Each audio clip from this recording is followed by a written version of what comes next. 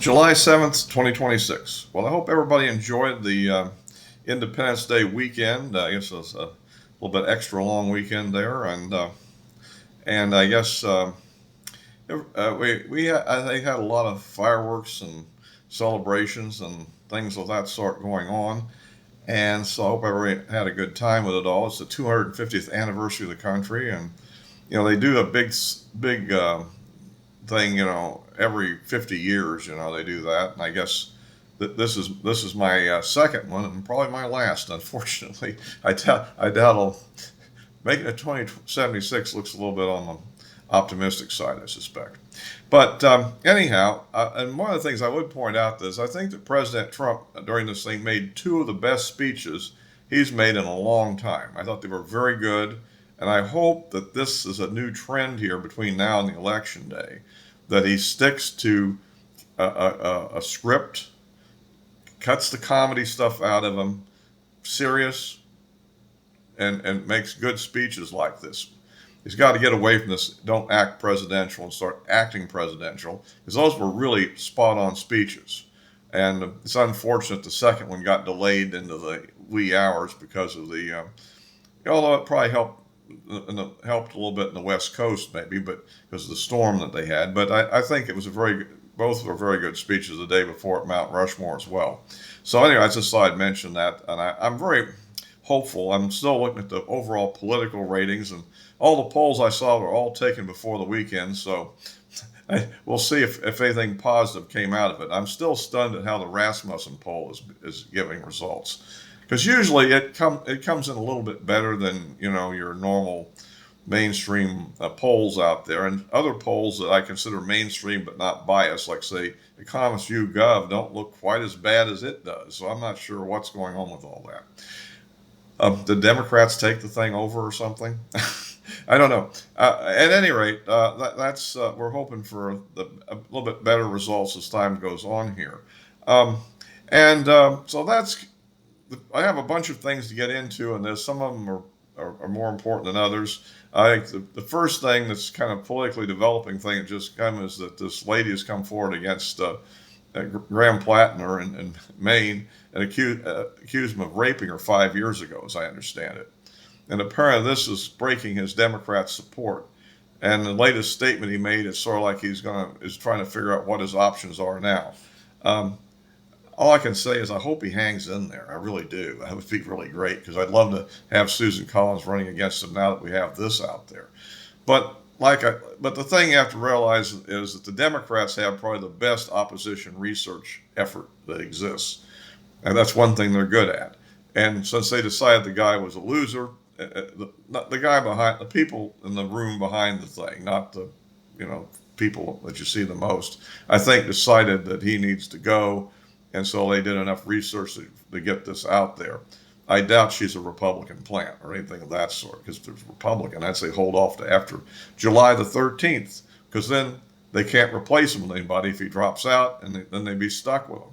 But he'll probably get out, I suspect, and we'll have some new person appointed, which will be selected to be less crazy, perhaps. Anyhow, so that's a major development in politics. It may help us hold the Senate. But there's a lot of things going on in the Senate race. You have the situation with Paxton running neck and neck with this crazy Democrat, and according to polling I've seen, but almost all the polling is kind of, well, there's always this group of undecided, and that seem to be, particularly with Texas races, I think tend to ultimately go to the Republican side in the end, but. It's like we don't really want to have to do it, but yeah, I guess we'll have to. So anyhow, we'll see what happens on all that. I'm surprised to see the Alaska race being as close as it is. I don't know what's going on in Alaska. Has Sullivan done something that they didn't like? I don't know. I don't know what's going on with that. But it's running neck and neck also, and I thought Alaska would be reasonably a safe state. Of course, they do have ranked choice voting now, and they didn't get rid of it. So that's kind of a little bit of what I see on the politics here. I'm hoping things start to improve a little bit. I think the Republican behavior is continually uncoordinated and fighting each other, particularly over things that they can't get past anyhow. Can't they get it together? They're not going to pass this Save America Act and just move on. They ought to have just had the vote on it and then use as a political issue that the Democrats are against voter ID. Instead, they're trying to end the filibuster to get it passed. Only if they end the filibuster, everything in the world that the Democrats want when they get in power would pass. I don't know why Trump can't see that. He just wants to have it on his record. He passed this bill before it went away. But I don't know. Anyhow, so that's kind of that. But, I agree with what's in it. I just don't think it's going to pass because the Democrats are blocking it. And what we should be doing is making an issue that they're blocking it, not making an issue of Republicans that aren't ending the filibuster to pass it, if you see what I'm saying. Because if it even passed, I'm sure the courts would hang it up with an injunction until after the election anyhow. So anyway, that's sort of my thought on that one. If you like these videos, please give me a like, subscribe, and click the bell for notifications. Also, I post on Rumble also. You can follow me there as well. Yeah, if the beginning of this didn't appeal to you, I have more stuff here, so we'll see what we got coming up. But yeah, on the situation in the negotiations with Iran are apparently on hold because they're having the funeral of their dead Ayatollah, and so they're able to use that to stall things, I guess, until I think it's Friday, I believe, or something like that. Saturday, I think it is really. Yeah, Saturday, where they're supposed to meet again and get back to negotiating. I've been trying to figure out what's really going on with the oil in the Persian Gulf, and from what I can see, well, I mean, if there's some very overly positive statements from the administration's energy secretary, and then on the other hand, we have our friends in the whole Napolitano and Daniel Davis crew, just saying that nothing's getting out of it. So the best case I've got is on CNBC, which is business people, which are talking business, and that's probably a mostly nonpartisan network because they're really interested in the bottom line, regardless of what politician gets it to them, right? And what I'm hearing that the flow through is about 70% of what it was before the war. And that sounds like that things are coming along pretty well in the sense that, remember, a lot of facilities, particularly on the Arab side, were destroyed, and even some on the Iranian side, because the Israelis did some retaliatory strikes against some of their facilities, not too seriously, but they did some when some of their stuff got hit. So, the U.S. never really went after their oil infrastructure, as you recall. So, more or less, it looks to me like, and I guess we've allowed them to buy from the Arabs. So it looks like that basically that's probably about what it's going to be for a while. I mean, if they destroyed the facilities that hold hold the oil that's been pumped out, I mean, you see what I'm getting at. There may be a while before it can get going. I've always been thinking on this. I still don't know why there hasn't been a governmental level, maybe using a multiple of governments, U.S., Europe, and the Arab states, maybe just the Arab states, I don't know, to basically create a reinsurance program for the oil tankers so that if their regular insurance doesn't cover them, due to Iranian military action, that this would cover them for any losses of ships that would occur in an attempt to, get through the strait. But so far as I can see, nobody's done that. To me, that's the logical thing to do to get things going as much as you can. But maybe it's going about as good as it's going to anyhow. I haven't heard of an Iranian attack lately after we struck back a couple of times. So at any rate, hopefully the oil's coming.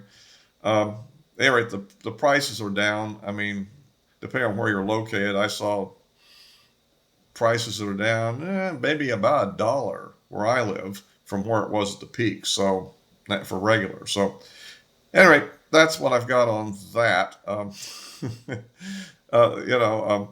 Coming up, I guess we've got this will be happening the day you'll first be able to see this, a summit where Trump is going to go to Turkey, a NATO summit, and discuss NATO things. And I guess the two big things on the agenda are probably aid to Ukraine and what to do about the situation with Iran and the oil situation in the strait and keeping it open, right?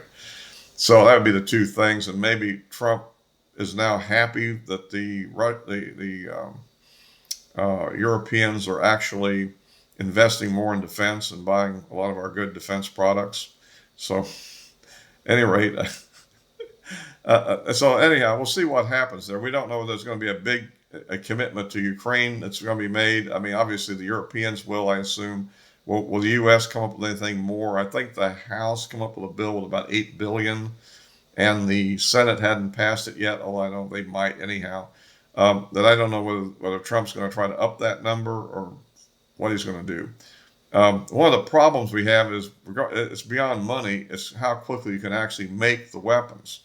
I mean, there's a backlog because of all the ordnance has been fired in all these conflicts, from Ukraine to the 12-day war last year with Israel and Iran to this much larger conflict. A lot of these weapons have been utilized, and the stockpiles are low, and I don't think we want to give up our bottom resources. So anyway, we'll see how that all turns out. But that's something to be watching, what comes out of that meeting, and we'll see, how that goes. And meanwhile, I guess in the Russia-Ukraine war, both sides have been really trying to pound it on each other. And the Russians have really stepped up their attacks in the last few days on targets inside of Kyiv. And the thing that was threatened earlier that everybody was saying didn't happen, I think is happening. And what I take from it is that there were a lot of Ukrainian drone production plants and maybe munition storage facilities that are located in Kyiv, and apparently they're co-located, so there's going to be a certain amount of collateral damage that's going to occur if they're attacked, and they just went ahead and attacked them now. And like one of the hits actually, apparently from the video, hit some factory that had a lot of secondary explosions. So it was either a major munitions dump, missiles, or maybe just some drones had been made, I mean, where are they making all these drones? I mean, the components may be brought in from Europe and assembled there, and of course then you have even some components maybe are being 3D printed in people's apartments or something. But there has to be a place to finally put things like the Flamingo drone together. That's a large, or missile, what you want to call it. That's a large object with a pretty powerful warhead. And whatever was in that building had some pretty powerful warheads from the secondary explosions. So anyway, and meanwhile, the Ukrainians managed to strike at an oil refinery deep, was 1,700 kilometers inside of Russia. So with some drones, as well as a few other targets. So it goes on. I suppose that this is the way each side tries to impress the NATO summit, as I understand it. So anyhow, that's another development here, and we're kind of watching. And okay, now from the heavy stuff to the lighter side. I'll see what people think about this, but I had to comment on this. A movie I saw about a week ago called Supergirl. And by the way, I go see a lot of movies. So, I mean, that's kind of one of my hobbies, is about once a week I'll see a movie, That's what I do, among other things, other than making these videos and a lot of other stuff. And the research that goes into this thing. Anyhow, this movie, of course, has been, it's considered to be a bomb because it way underperformed expectations and what the amount of money the studio invested in it. And anyhow, so that's creating a tremendous amount of negativity on YouTube. A lot of commentary, some strange non-apologies being made by people responsible for the movie. The actresses said some kind of squirrely things. I don't know whether this is what she really thinks, or they're just simply giving her these lines to go out and tell, because, but the idea that if you don't go see Supergirl, you must be a misogynist. So I guess I saw it, so I'm not a misogynist. But anyhow, certainly not somebody like Graham Platner. Anyhow, the thing I'd say here is that, having a show supposed to be Truth, Justice, and the American Way, and it was Truth, Justice, and whatever. I thought it was sort of funny from the point of view of, I thought it was going to be a bomb, and sometimes I like things that are kind of, to watch the wreckage, so to speak. And this was really a strange. At any rate, this has created a lot of political, almost semi-political buzz, because I mean, like, it's just a movie, and it's kind of, I guess, you know, I'm not a big fan of superhero movies. I'm more into serious stuff, but I thought this would be kind of funny, and actually it was. I mean, she's like goes to a planet with a red sun so she can actually get drunk. her her this dog urinates on the copy of the Daily Planet on Superman's picture and stuff of that sort. It's kind of a really weird, and the vehicles they travel in look like some kind of buses out of the third world or something, and they're supposedly in interstellar space going from solar system to solar system, which was very campy to say the least. I mean, but anyhow, I just thought I'd mention. Anyway, that's a big bomb, and I thought that was kind of funny. Little highlight, a little fun for the summer. I guess young Washington would be a much better picture to see. Therefore, anyway, for good conservatives. Anyway, so and of course that's out now.